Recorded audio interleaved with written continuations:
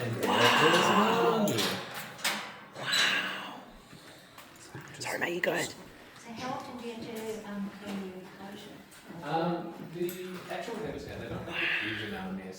It would be better for us to get in there every day to do a bit of tidying and to set more stuff up for them, but they tend to make more of a mess in the dens because of the encounters, so we'll do the dens if it needs it, but honestly, like, we don't want to like fully sterilise their environment all the time. We want it smelling like them, or they want it smelling like them.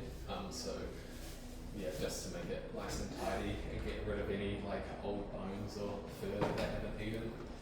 Yeah, you're not going to be able to open that just there, right? This is what I was saying.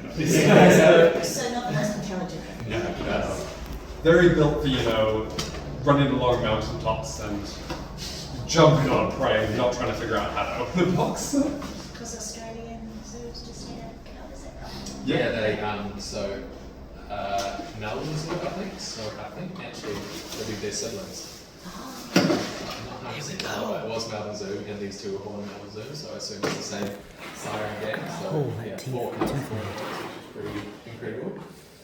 God, look at their tails. Yeah, and they've got larger paws for their size than any other cat. They just basically act as giant snowshoes. You go.